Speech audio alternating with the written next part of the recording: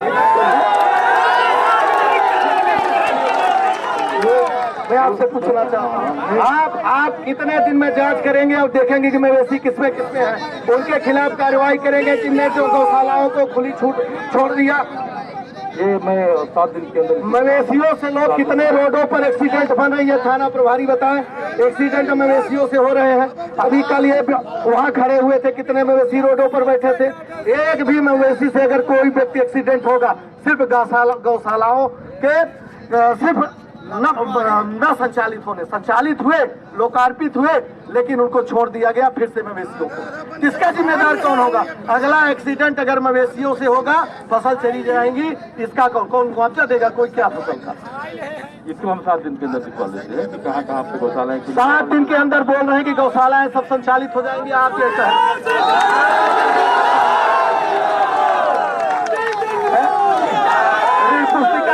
पुस्तिका 2-2 हजार में एसडीएम साहब बिक रही है यहाँ आपके तहसील से। अगर एक ऋण पुस्तिका के लिए फोन करो, पटवारी कहेगा कि तहसीलदार साहब से थोक ना कह दे, एसडीएम या कहीं पटवारी से ना लहा ले। ये बताइए, लहावे वाला काम कब तक चलेगा?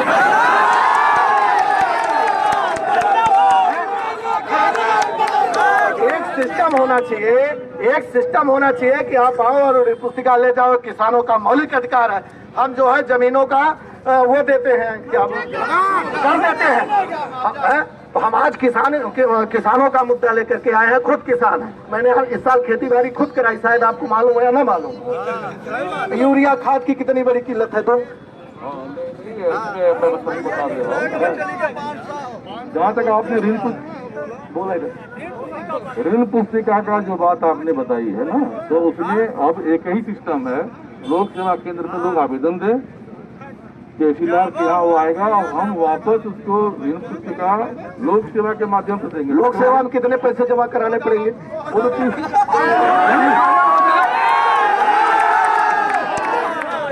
लोक सेवा का जो लोक सेवा का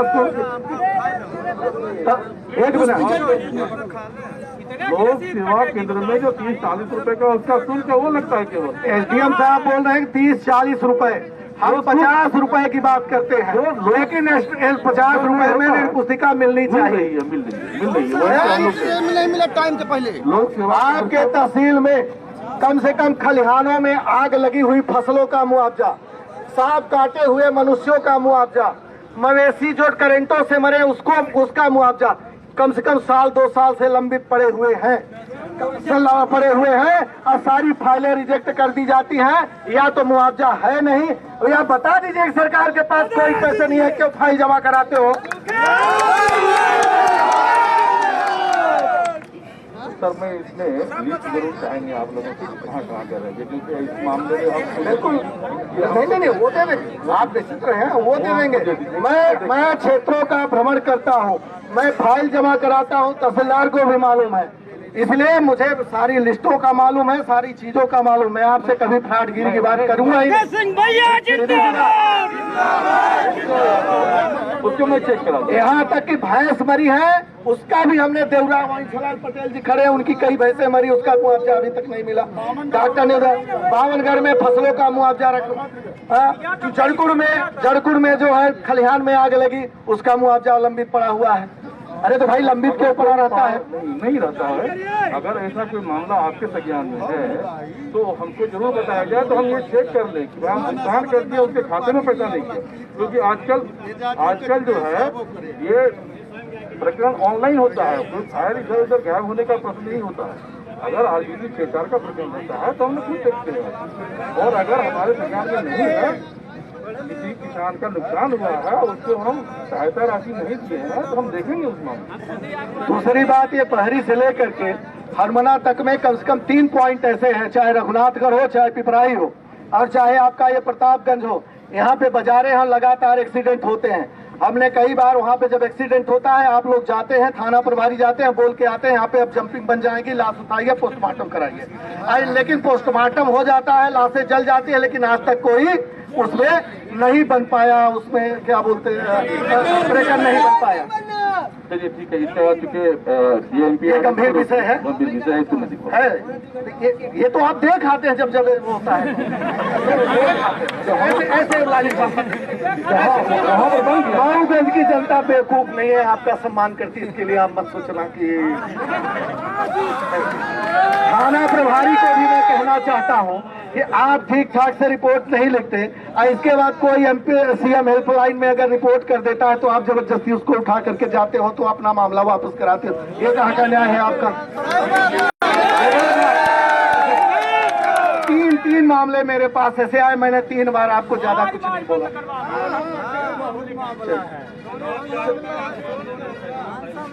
कन्या विवाह के बारे में जनपद में कई फाइलें मंजूर हैं। लास्ट और एक जो है ये मामला यहाँ का है आपका, ये सगरा में ये नहरी इलाका है।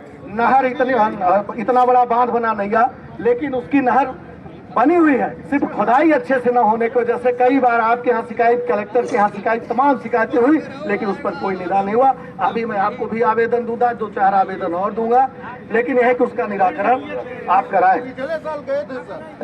कुछ नहीं, उसमें क्या है कि इसके साथ उसको बेड को ऊपर करना पड़ेगा, उसका प्रोजेक्ट बना करके उन्होंने भेजा है। सर 1 महीने बाद फिर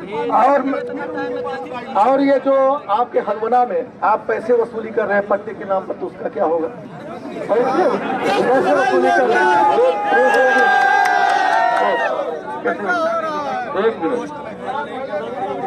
एक मिनट रुक जाओ भाई, रुक जाओ। हनुमाना में जो शहरी जमीन के संबंध में शासन के जो निर्देश आए हुए हैं उसके मुताबिक उनके आवेदन अभी लिए गए हैं। उस आवेदनों पे जिन लोगों ने आवेदन दिया है उसका जांच हो करके उसके अलग अलग तरीके हैं। ये सरकारी जमीन है, 150 स्क्वायर मीटर से छोटा प्लॉट है तो 5% प्रीमियम है, 200 स्क्वायर मीटर से छोटा प्लॉट है तो 10% प्रीमियम है, अगर 200 स्क्वायर मीटर से बड़ा प्लॉट है तो उसके 100% नहीं थे। प्रीमियम तो हमने सुना था कि जब जीवन बीमा वगैरह होता था तो प्रीमियम जमा होता था, आपने उसका प्रीमियम जमा कराएंगे, ये गलत। आप ये कहिए सरकार लूट रही है तो हम मान लेंगे पट्टे के नाम पर, ये जबरदस्ती मुझे समझाइए नहीं, पट्टे के नाम पर लूट रही है सरकार। आप ये कहिए सरकार लूट रही है, शिवराज सिंह के पास पैसे नहीं है, हम लोग कोरोना काल में लूटे, पुलिस ने लूटा, अब ये पट्टे के नाम पर लूट रही है। और हमारे क्षेत्रों में, ग्रामीण क्षेत्रों में आबादी तक लोगों को नहीं मिल पाया पट्टा, तो दूर इन 15 सालों में जब भाजपा की सरकार थी, उसके लिए आप क्या करोगे ये भी आप बताने का वो करो।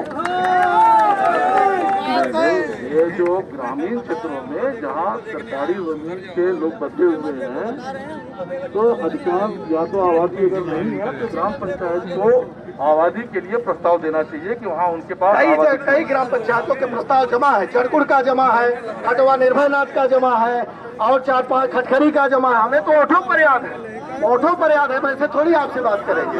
हरदी गांव में जमा है, लेकिन आपके तहसील से कुछ नहीं होता। अगर हमारे यहाँ पुस्तिका तक तो मिल नहीं पा रही है, 2-2 हजार रुपए में बिक रही है। लास्ट बात मैं आपसे पूछना चाहता हूँ, बिजली विभाग में 4-6 ट्रांसफार्मर जले हुए हैं, 9 ट्रांसफार्मर जले हुए हैं, ये बिजली विभाग का समझ लीजिए।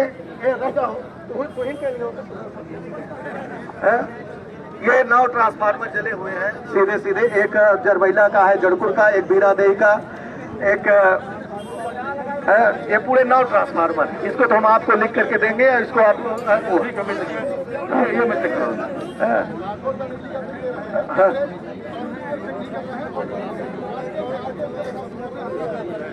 अब बिजली लाइटें काट दी जाती हैं भाई। इसमें तो सीधा फंडा कि जब कमलनाथ की सरकार थी तब आपको सस्ती बिजली दी जाती थी और पूरे तरह से फ्री था, लेकिन जब से ये भाजपा की सरकार फिर से आई, फिर से लूट का अड्डा बिजली विभाग बन गया, तहसील बन गया, अब ये थाना भर बचा था, लगता है थाना भी हो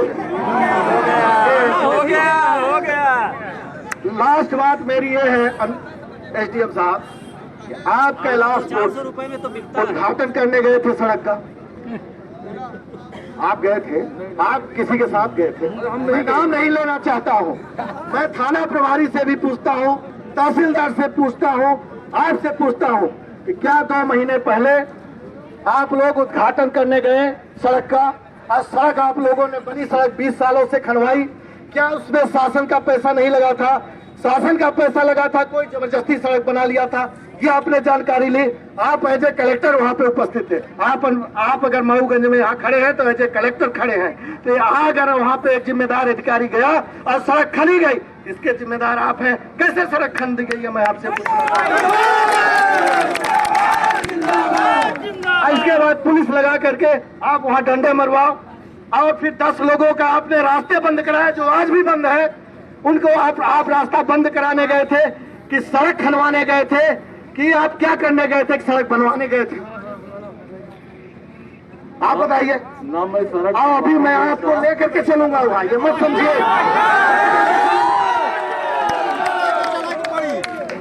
ना मैं सड़क बनवाने गया था, ना मैं सड़क रुकवाने गया था, और उस सड़क के बारे में मुझको पता है। हमने यहाँ से उसके बेदखली आदेश भी करा लिए हैं। वो मैटर ऑफ टाइम है, कलेक्टर कोर्ट में भी उनका एक सेकंड चल रहा है। ये 2 व्यक्तियों के बीच के विवाद के कारण वो स्थिति भी हुई है।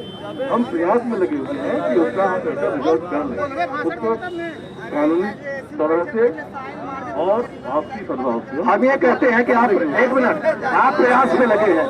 आप जब प्रयास सफल हो जाता तब आप सड़क खनवाते। आप जब प्रयास सफल हो जाता तो आप सड़क खनवाते। आपने सड़क पहले खनवा दी, रास्ता आपने रुकवा दिया, और सड़क आपने निदान करवाया नहीं, बनी नहीं। एक मिनट, और आपको मालूम हो उन 10 घरों में जिसका रास्ता बंद है, वहाँ पे एक नए लड़के की मौत हुई, और वो लाश सड़क पर रात भर रही। आपको मालूम है ये बात? क्या नहीं मालूम है? अब आपको 100 बार मैंने फोन से कहा कि जा करके उसका निदान करो। जिस दिन लाश आई उस दिन भी हमने आपसे कहा था। तहसीलदार साहब, आपको मालूम है ये क्या तरीका है? आप जवाब में आकर के इतना कुछ करोगे, जो चाहोगे वो कर दोगे, ये नहीं चलेगा।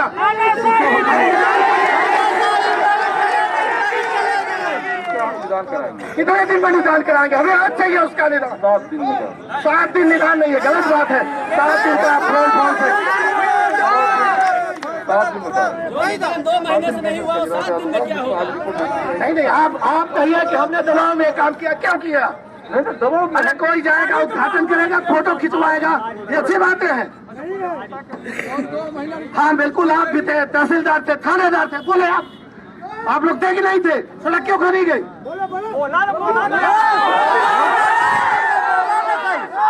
मेरा ये कहना है कि आप जिले से पुलिस बुला लीजिए, जिले से कलेक्टर को बुला लीजिए, जो समय आपको निर्धारित करना हो कर लीजिए। हम तैयार हैं।